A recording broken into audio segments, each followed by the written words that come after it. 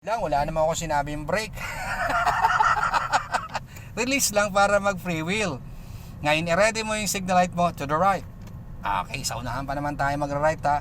Huwag ka na mag-gas pedal. Wala nang gas pedal kasi ang matic naman, nasa flat lang naman tayo. Gumagalaw yan kahit hindi ka nag-gas pedal.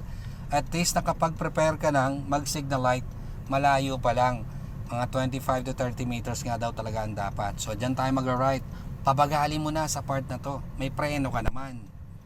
Mabagal ka lang papasok papunta ng right, pero pinatigil mo ulit. Pabagalin mo lang. Pigilan mo lang ng konting brake. Okay, hintayin natin mag 12 o'clock position. Tingnan natin kung ano magiging position natin ngayon. Dadali mo yung manibela natin dun sa linyang gagamitin mo. Oy, sakto pa rin. Uy, muntik na sumobra. Maintain ulit yung linya. Ayan. Hindi pwede sumasabit ka sa gilid. Maintain. Pagdating naman sa dulo, magla-left naman tayo. Kaya malayo pa lang, mag-signal light ka na. I-left naman. Sige.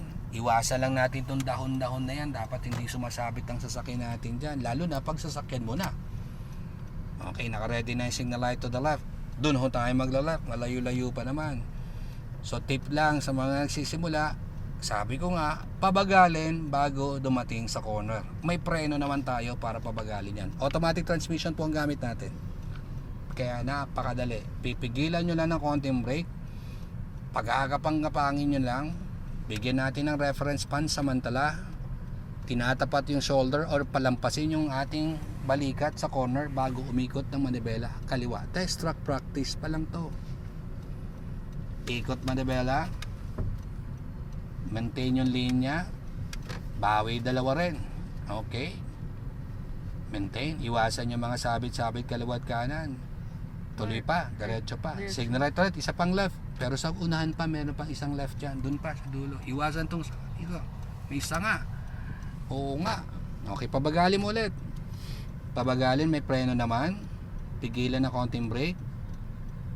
Medyo palampasin mo ng konti balikat po, tinan mo, mas okay medyo palampasin mo na lang yung konti lang. Saka mo ikutin mo na bella to the left. Tapos wait for 12 o'clock position, align ka na sa road yan, ibalik mo ng dalawa. Yun! Diba? Diba? Sabi niya, oh, diba? Okay. O main road ulit yun. Pero intersection niya, titigil muna bago tayo tuluyang kaliwa. Straight mo ulit. Pwede ka mag-gas pero konti lang. Basta wag mo kong sasabit sa kanan. Very light lang sa gas pedal. Already yung signal light left. Abang yung paa kay brake pedal. Pabagalin na pabagalin hambang huminto. Ihinto tayo bago dumating na intersection. Forward pa, Ma'am Anika. Forward pa, forward pa, forward pa. And smooth braking. Check smooth braking. Ihinto muna. 100% stop. Check left and right. May sasakyan po ba? Okay. Check pa rin left and right habang tumatawid ha.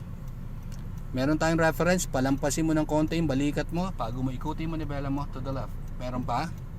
Let's go. Okay. Hanapin yung linya natin na gagamitin. Ano nangyari? O, saan ka papunta?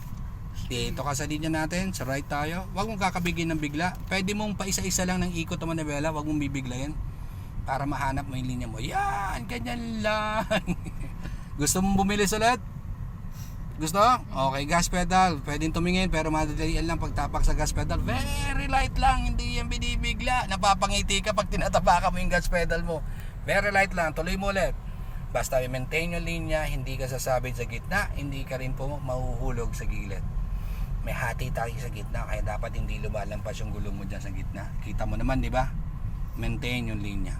Okay, dire-diretso muna. Test track practice pa lang pa naman to. Diretso mo lang.